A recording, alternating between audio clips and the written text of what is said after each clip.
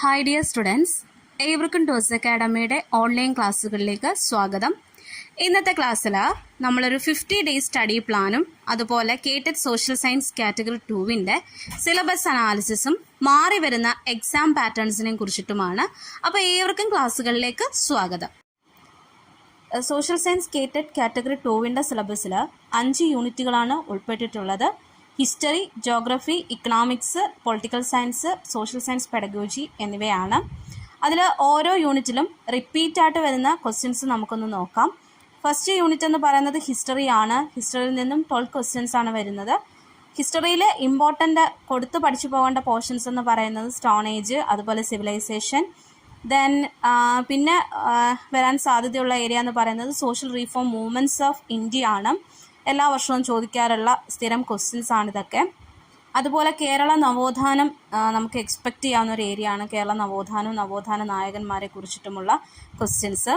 Then ജോഗ്രഫിയിലേക്ക് വരികയാണെങ്കിൽ ജോഗ്രഫിയിൽ നിന്നും എല്ലാ വർഷവും സ്ഥിരമായിട്ട് വരുന്ന കുറച്ച് ക്വസ്റ്റ്യൻസിനകത്ത് സൈസ്, ഷേപ്പ്, അതുപോലെ interior structure of the earth അതെല്ലാ വർഷവും ചോദിക്കാറുണ്ട്. കായാന്തരശിലയെ കുറിച്ചിട്ടും അതുപോലെ തന്നെ സീസൺസ്, മൺസൂൺ സീസൺ, അത് ഏത് തരത്തിലുള്ള മൺസൂൺ ആണ് എന്നുള്ള രീതിയിൽ ക്വസ്റ്റ്യൻസ് വരാറുണ്ട്.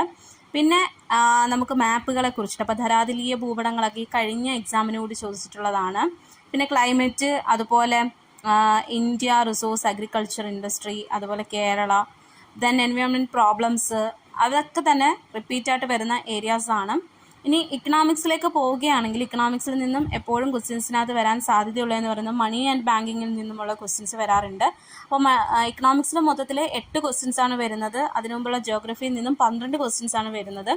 ഇക്കണോമിക്സിൽ ഇമ്പോർട്ടൻസ് കൊടുത്ത് പഠിക്കേണ്ട കുറച്ച് പോർഷൻസ് ആണ് മണി ആൻഡ് ബാങ്കിങ്ങിൽ. അതിന് നാഷണലൈസ്ഡ് ബാങ്ക്, അപ്പോൾ നമുക്ക് സിലബസിനകത്ത് അങ്ങനെ തന്നിട്ടില്ലെങ്കിൽ പോലും നാഷണലൈസ്ഡ് ബാങ്കിങ്ങിനെ കുറിച്ചിട്ട് എപ്പോഴും ക്വസ്റ്റ്യൻസിനകത്ത് വരാറുണ്ട്. പിന്നെ ചോദിക്കാൻ സാധ്യതയുള്ളതാണ് ഗ്ലോബലൈസേഷൻ ആൻഡ് ഇന്ത്യ, അതുപോലെ അഗ്രികൾച്ചർ, ഫുഡ് സെക്യൂരിറ്റി. അപ്പോൾ നമ്മുടെ നാട്ടിൽ ഇപ്പോഴത്തെ ഫുഡ് സെക്യൂരിറ്റി മെഷേഴ്സിനെ കുറിച്ചിട്ട്, അതായത് അന്നപൂർണ്ണ പോലെയുള്ള ഫുഡ് സെക്യൂരിറ്റി മെഷേഴ്സിനെ കുറിച്ചിട്ട് ഇപ്പോൾ വരാറുണ്ട്. അപ്പോൾ റീസെൻ്റായിട്ട് ഗവൺമെൻറ് നടപ്പിലാക്കുന്ന പ്ലാൻസ് ഒക്കെ നോക്കി വെച്ചിട്ട് വേണം എക്സാമിന് പോകാൻ. അതുപോലെ 5 ഇയർ പ്ലാൻസ്, അപ്പോൾ ഓരോ 5 ഇയർ പ്ലാൻസിനും അതിൻ്റേതായിട്ടുള്ള ഒബ്ജക്റ്റീവ്സ് ഉണ്ടല്ലേ. അപ്പോൾ 5 ഇയർ പ്ലാൻസ് ചോദിക്കാറുണ്ട്. ഇനി യൂണിറ്റ് 4 പൊളിറ്റിക്കൽ സയൻസിലേക്ക് കിടക്കുകയാണെങ്കിൽ 8 ക്വസ്റ്റ്യൻസ് ആണ് വരുന്നത്. 8 ക്വസ്റ്റ്യൻസും ഏറ്റവും റിപ്പീറ്റായിട്ട് വരുന്ന ക്വസ്റ്റ്യൻസ് എന്ന് പറയുന്നത് ഇലക്ഷൻ പ്രോസസ്സ്, അതുപോലെ ലോക്കൽ സെൽഫ് ഗവൺമെൻറ്റിനെ കുറിച്ച് വരാറുണ്ട്.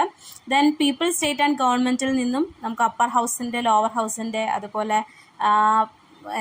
പലതരത്തിലുള്ള ക്വസ്റ്റ്യൻസ് നമുക്ക് എക്സ്പെക്റ്റ് ചെയ്യാവുന്നതാണ്. ഇനി പെഡഗോജിയിലേക്ക് പോവുകയാണെങ്കിൽ, അപ്പോൾ പെഡഗോജി എന്ന് പറയുന്നത് ഒരു നോർമൽ അല്ലെങ്കിൽ ഒരു കോമൺ സിലബസ് ആണ്, എല്ലാ കാറ്റഗറി എക്സാംസിനും വരുന്നതാണ്.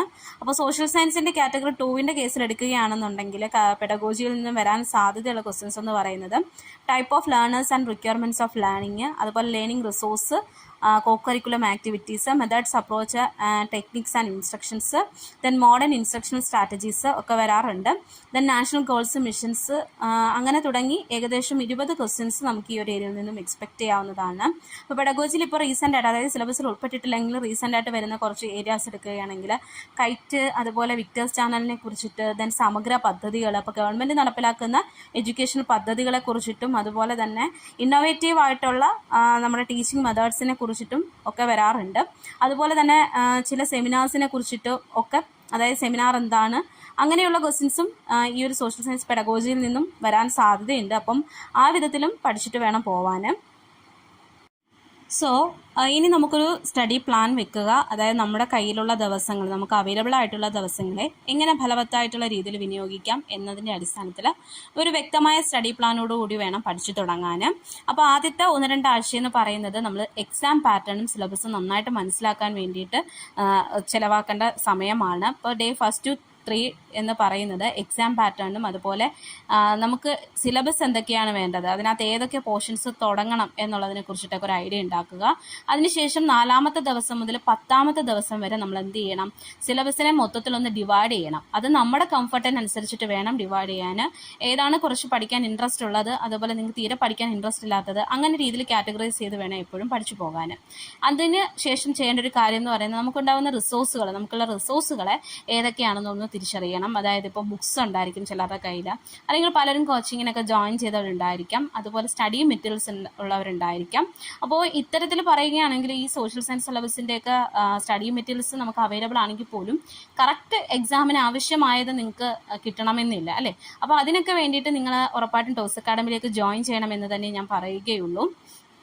ദെൻ വീക്ക് 3 to 4 എന്ന് പറയുന്നത് നമ്മുടെ ഇനിഷ്യൽ റീഡിങ്ങിന് വേണ്ടിയിട്ട് ഉപയോഗിക്കാം. അതായത് ബേസിക്സ് ഒക്കെ മനസ്സിലാക്കാൻ വേണ്ടിയിട്ട് ഉപയോഗിക്കാം. അതിന് വേണ്ടിയിട്ട് 11 മുതൽ 17 ദിവസം വരെ എന്ത് ചെയ്യുക, ഇന്ത്യൻ ഹിസ്റ്ററിക്കായിട്ട് മാറ്റിവെക്കുക. അപ്പോൾ ഇന്ത്യൻ ഹിസ്റ്ററിയിൽ പഠിക്കാൻ പ്രാചീന, മധ്യ, അതുപോലെ ആധുനിക ഇന്ത്യ, കേരളം എന്നുള്ളതിനെ കുറിച്ചിട്ട് വേണം ആദ്യമേ സ്റ്റാർട്ട് ചെയ്ത് പോവാനും. അതിനുശേഷം ബാക്കിയുള്ള 18 മുതൽ 24 ദിവസം വരെ എന്തിനു വേണ്ടി മാറ്റിവെക്കണം, ഭൂമിശാസ്ത്രം പഠിക്കാൻ വേണ്ടി മാറ്റിവെക്കണം. അപ്പം ഭൂമിശാസ്ത്രം പഠിക്കുകയാണെങ്കിൽ അതിൻ്റെ ബേസ് തൊട്ട് വേണം നമ്മൾ ആദ്യമേ പഠിച്ചു തുടങ്ങാനും. ആദ്യമേ ഇന്ത്യയുടെ പഠിക്കണം, അതിനുശേഷം എവിടേക്ക് മൂവ് ചെയ്യണം. ആദ്യമേ ബേസിക് ആയിട്ടുള്ള, അതായത് ഫിസിക്കൽ ജോഗ്രഫി പഠിച്ചതിന് ശേഷം കേരള, ഇന്ത്യ എന്നുള്ള രീതിയിൽ ക്ലാസിഫൈ ചെയ്ത് പഠിക്കാൻ ശ്രമിക്കണം. അതായത് പൊതുവായിട്ടുള്ള കുറേ കാര്യങ്ങളുണ്ടല്ലോ, അതെല്ലാം പഠിച്ചിട്ട് നമ്മൾ ഇന്ത്യ, കേരളം എന്നുള്ള രീതിയിലേക്ക് മാറ്റി പഠിക്കണം. ഇനി അതായത് വീക്ക് 5 to 6 എന്ന് പറയുന്നത് deep dive into concepts and topics. അതായത് നമ്മൾ കുറച്ചധികം ഡീപ്പായിട്ട് പഠിക്കേണ്ട ഏരിയാസ് ആണ്. അതായത് 25 മുതൽ 31 ദിവസം വരെ എക്കണോമിക്സ് പഠിക്കാൻ ശ്രമിക്കുക. അതായത് എക്കണോമിക്സിനകത്ത് പ്രധാനമായിട്ടും ഉൾപ്പെടുന്ന പോർഷൻസ് എന്ന് പറയുന്നത് ഇന്ത്യ, കേരളം എന്നുള്ള രീതിയിൽ തന്നെ ഡിവൈഡ് ചെയ്ത് പഠിക്കണം. അതിനകത്ത് ഈ 5 year പ്ലാൻസും അതുപോലെ ബാങ്കിങ്ങും ഒക്കെ ഉൾപ്പെടണം.